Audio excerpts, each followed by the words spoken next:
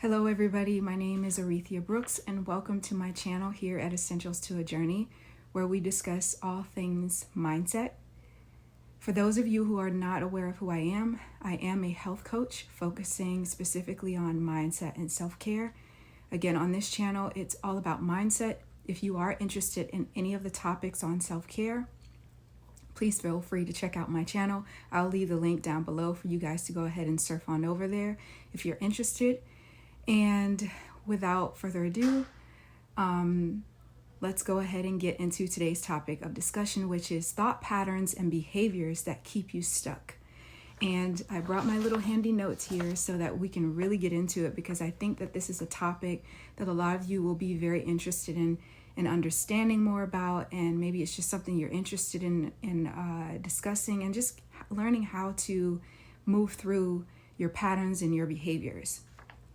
So the thing that keeps most people stuck when it comes to patterns and behaviors is, this is a phrase, and it's also a way of being. It's the I can't and I don't know how.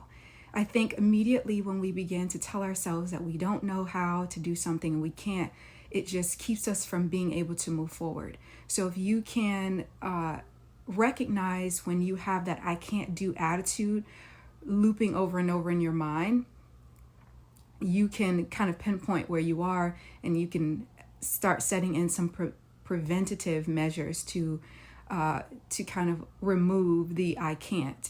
And I can't can show up in the way that you act. It can show up in the way that you're thinking, the way that you're being.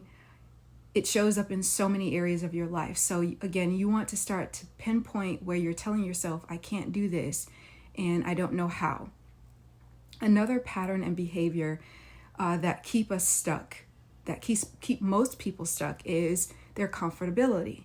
So most people are so comfortable with the way that they have been experiencing life, the way that they are walking around, the way that they are experiencing the world. They're so comfortable. They're comfortable with the amount of money they make, and there's nothing wrong with that. They're comfortable with the relationships and friendships and connections that they've already made. And I will say it's nice to be comfortable, but if you are planning and you're someone who loves to move forward and you're wanting to see changes happen, you cannot allow yourself to get too comfortable. Comfortability is the dream killer. It is the thing that will keep you stuck from doing whatever it is that you have set in motion. Staying comfortable.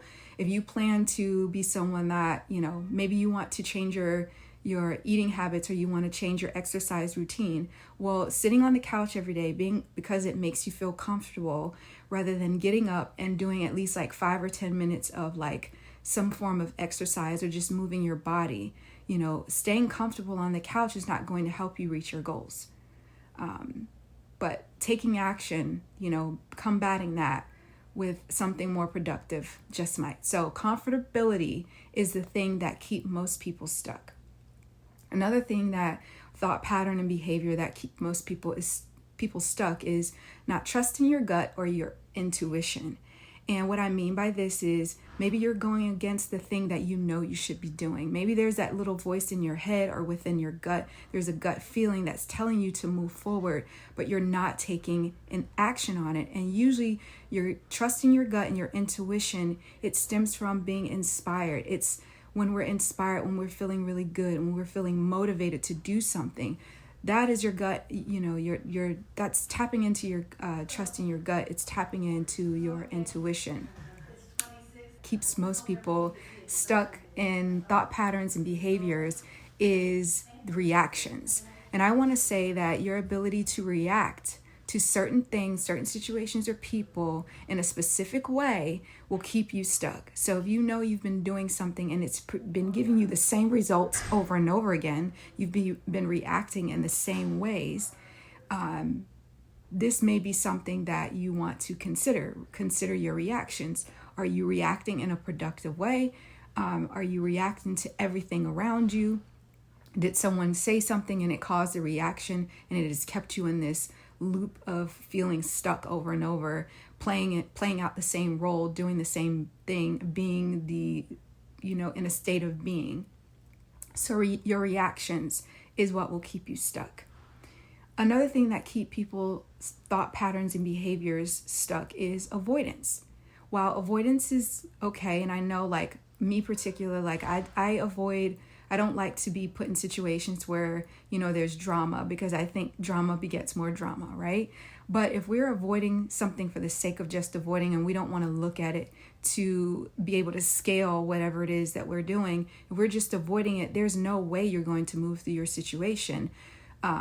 There's no way you can even create change. So if you're someone that, for example, you want to create more change in your finances, you want to make more money, but you every day you decide you don't want to look at your finances, you don't want to look at your bank statement, you don't want to see the cash flow coming in and out of your bank account, then this type of avoidance is not going to help you to reach your goal of financial abundance, period, because you're not able to scale what you're not looking at.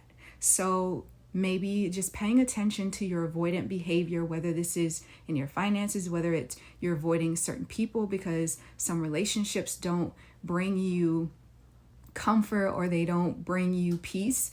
Those are the ones you want to really tune into, because if you're in a connection and it's not giving you the peace that you want, and you're just avoiding whatever that thing is in the relationship that's keeping you from being able to move forward with this person or release this connection altogether, avoiding that is not going to get you to where you want to be. So avoidance is another thought pattern and behavior that keep most people stuck.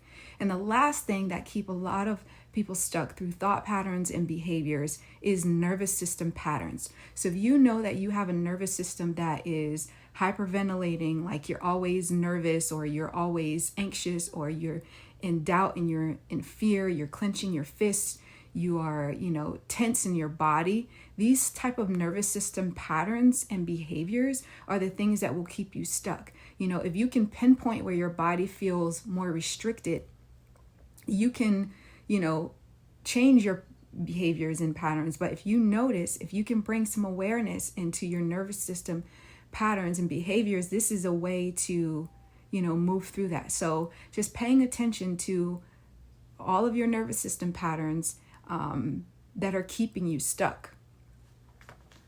And again, this shows up in the form of restriction. So now that we've gotten through all of the thought patterns and the behaviors, let's go ahead and talk about the ways to deal with patterns and behaviors that keep you stuck. The ways that you can deal with these, what we call, like what I like to call just problems or issues we're dealing with. So the I can't and I don't know how, the way to deal with this pattern and behavior is to obviously just tell yourself that you can and I can figure this out.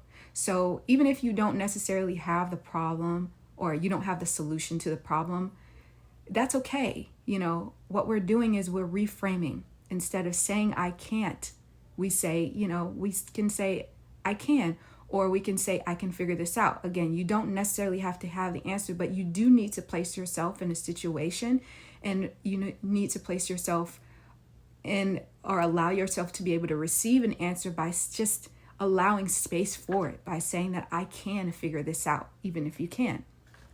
And, just trust that the answers will come to you in due timing. So the way that we combat the I can't is the I can, and I can figure this out. So the second thought pattern and behavior, or the next thought pattern and behavior that you want to deal with, or the ways to deal with this, is from the comfortability. So if you are someone that feels comfortable all the time, what I like to say is get comfortable with the uncomfortable. Now, there's something that, for example, I used to do, and I kind of still do to this day, at my desk, as I'm getting ready to either work on a new project. For example, like I'm opening my laptop and I'm getting ready to write or start writing. What I will do is I'd have this little notepad or sticky on, my desk, or right as on top of my laptop, and I just write, get comfortable with the uncomfortable. And this was a reminder for me to say to myself, even as I'm going into this project, and I might not necessarily have all the answers to what it is that I'm trying to problem solve for, but I know that the answers will show up for me. I just have to place myself in a position of feeling like it's okay to feel uncomfortable, because when you can allow yourself to feel uncomfortable, that's where typically the most growth will happen. You grow a lot from places where you just feel like, okay, I don't necessarily have the answers to all this, but I can figure it out. When you're able to place yourself in the unknown, you can create solutions. So just get comfortable with the uncomfortable. Another example of this is, for example, if you're trying to, create a better eating habits for yourself. If you know that you're someone that used to have a lot of junk food in the fridge, and you've cleaned up your diet, and now you have a lot of veggies, now you have a lot of, healthy foods in the fridge, and this feels quite uncomfortable for you. Maybe you place a sticky note on the fridge and say, get comfortable with the uncomfortable. So every time you get ready to step or open that refrigerator door, you know what you're getting yourself into. That this is a new way of being. This is a new way of creating. This is a new standpoint for you, that you're able to go into this knowing that even though I'm going to be uncomfortable, it's going to produce, a drastic change or amazing results. So getting comfortable with the uncomfortable. Another thought pattern and behavior that keep most people stuck, a way to deal with this, is the not trusting your gut or your intuition. So the way that you want to combat this, the way you want to deal with these thought patterns and behaviors, is to tune into your gut and intuition and make it a regular practice. And what I mean by this, the way that you can tune into your gut and your intuition is you can begin to develop a practice around it. So for example, maybe you sit for 5 or 10 minutes and you just write out how you're feeling, or you tune into how you're feeling in your body. You notice where there's more tension. You notice where you feel more constriction. You notice what's going on in your body. And then from there, you're able to just write out, okay, well, maybe I feel this way today. And you just start to develop a habit of writing about how you feel, and tuning into how you're feeling about your environment. Maybe you take it another step forward and tune into the people in your life, trusting your intuition to tap into the feelings that you develop when you're around specific people. And once you begin to make this a regular habit, it becomes second nature, it becomes more of a behavior, and then the behavior becomes a lifestyle. So then you begin to start to trust yourself. So again, a way to combat not trusting your gut or intuition is to tune into your gut and intuition and just make it a regular practice. The next, thought pattern and behavior that you want to deal with to allow yourself to be unstuck is from the reaction. So with reactions, you want to set the tone for every reaction and be mindful of your reactions. And what I mean by set the tone for every reaction is be the person that decides where your thoughts, your feelings are going. So if you see something, it triggers you, be the person that can say, you know what, I'm going to become aware of this and I'm going to respond from a place of awareness. So I get to decide how I respond to this rather than just being very reactionary. So that's how you set the tone for every reaction, and just become mindful of your reactions. When you can become mindful of the reactions, you can set the tone. But it starts from a place of recognition, recognizing when you are reacting and then deciding on how you want to react from that place. So that's pretty straightforward. Okay, so the next one is avoidance. And a way to deal with avoidance, this pattern and behavior, to allow yourself to be unstuck, is to become aware of what you are avoiding. So what you want to do here is, it's just as simple as I said it. Become aware of what you're avoiding. So you know that you are avoiding certain people. Just bring your awareness into it. You don't have to problem solve for any of this stuff currently. You just need to be aware of what you're avoiding. So if you notice that you don't want to look at something in your life, for example, you don't want to look at your bank statement. You don't want to look at the people that are showing up for you. You don't want to look at the way you're showing up for yourself. You want to avoid the fact that you wake up late. You want to avoid, the fact that you're eating foods that aren't healthy for you. So just become aware of what you're avoiding. And when you start to shine the light on it, then you'll be able to say, I see. And you won't come from a place of judgment. You'll come from a place of just pure awareness. And from there, if you decide, okay, I'm okay with this behavior, I'm aware that I'm avoiding this, I'm totally okay with this, or you want to decide, okay, well, I can move through this. I can allow myself to not be so stuck in keeping these same groups of people around me by recognizing that they have patterns or they have specific things about. So I basically was in the middle of explaining avoidance and my video cut off. So the camera just shut off somehow. Something didn't work. But anyways, where I left off was nervous system patterns and the best way to deal with these patterns and behaviors. And the way to do that is to regulate your nervous system. So we've discussed avoidance. Now we're talking about the regulating your nervous system. So the best way that I, like to regulate my nervous system is I basically will wake up in the morning and I will do a first thing in the morning, I'll do a round of breath work. And then after the breath work session, in the middle of the day, I like to do about 15 minutes of sitting in a quiet meditation. So I'm just allowing my thoughts to just kind of surface and just becoming aware of what I'm thinking. And then at the end of the day, to wind things down, I like to do another 10 to 15 minutes of breath work session to kind of cool my body down, cool my mind down, so that I'm able to get a great night's rest. But also from just, the affirmations or whatever it is that I was doing the day of, I'm able to just go to bed with a clear head. So this is the way I like to regulate my nervous system. Now, this may not necessarily work for you. I think that we all have ways to regulate, whether that be your journaling, whether you're going for a walk, whether you're painting. Do what feels right for you and do what feels best. Because these tools are all here to help us to become and to recognize when we're having thought patterns, when we're having specific behaviors that are keeping us stuck. So again, do what feels best for you, because when you can determine and decide who you are being and what's showing up for you, and you can shed some awareness on it, you can create a new way of being. You can create a new lifestyle for yourself. You can have whatever it is that you want. You just have to become aware of it and know what works best, what is working best for you. So just gathering the tools to help you.